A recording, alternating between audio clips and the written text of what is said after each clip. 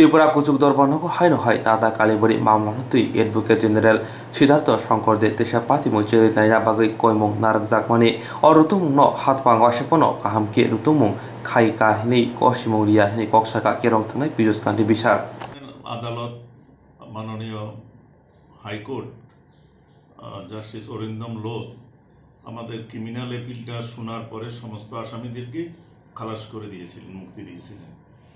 কালকে London advocate general approach the high court for further hearing on this matter, যে এটা fresh investigation বা further ইনভেস্টিগেশনের জন্য কোর্টের কাছে উনি অ্যাপ্রোচ করেছেন। সেটা আজকে কোর্টে লিস্টেড হয়েছে। হওয়ার পরে অ্যাডভোকেট জেনারেল আর্গুমেন্ট করেছেন। উনি চেয়েছিলেন যাতে রাজ্য সরকারকে পারমিশন দেয় ফ্রেশ ইনভেস্টিগেশন অথবা ফার্দার ইনভেস্টিগেশনের জন্য। ওনার আর্গুমেন্ট শুনেছেন, শোনার পরে আমার আর্গুমেন্ট শুনেছেন। আমি বলেছি what is submitted by London advocate general it is unheard of law. আইনে কারণ পরিষ্কারভাবে বলা আছে সেকশন 362 সিআরপিসি পরিষ্কারভাবে ওইখানে বলা আছে যে judgement cannot be altered, modified, anything আছে। এটা জাজমেন্ট ক্যানট বি টাচ।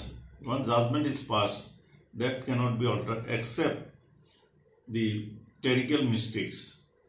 সেটা তো বলা আছে ইভেন হাইকোর্ট সুপ্রিম কোর্টেরও ক্ষমতা নেই সেই জাজমেন্ট একবার পাস হয়ে গেলে সেটাকে অল্টার করা। কেউ যদি এগ্রিড হয়ে থাকে they can approach the higher forum. তারপরে সেকশন 300 সিআরপিসিও বলছে যে person who was prosecuted or acquitted cannot be tried for the second time for the same offence.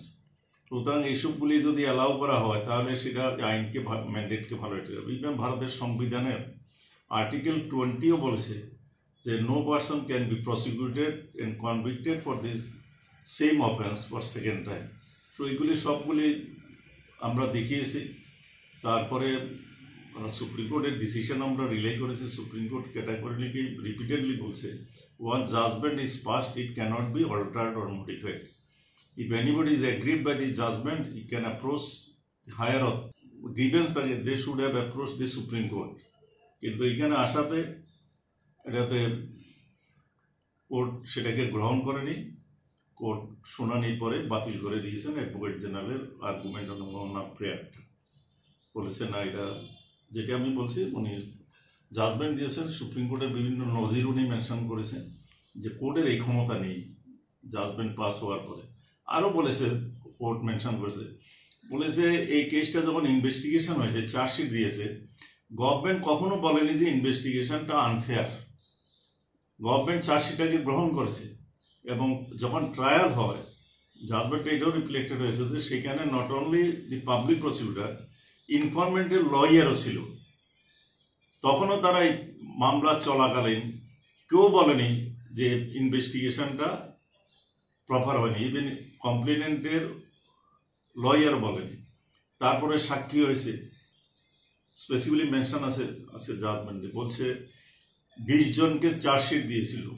ফুল ট্রায়ালের পরে কোর্ট 13 জনকে খালাস দিয়েছে। High court state government was happy with that judgement. They did not prefer any appeal against the order of acquittal, they are not agreed. বলছে যে আপনারা 13 জনকে খালাস দিয়েছে, গভর্নমেন্ট তো কোনো প্রেফার করেনি অ্যাপিল করতে। ইভেন কমপ্লেনেন্ট ওইটার বিরুদ্ধে কোনো অভিযোগ করেনি। তারপরে 7 জনের শোনার পরে সেখানেও তারা খালাস পেয়ে গেছে। সুতরাং প্রথমত আইনে তো পারমিটই করেনি, কিন্তু কন্ডাক্ট কি prosecution or informant at no point of time they are agreed to the investigation.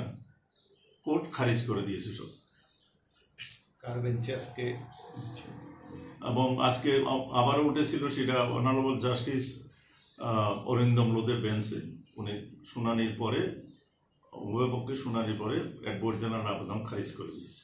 আপনার পক্ষে আর কে ছিল? আমাকে অ্যাসিস্ট করেছে অ্যাডভোকেট হরেকৃষ্ণ ভৌমিক এবং পূর্ণবাসী মজুমদার।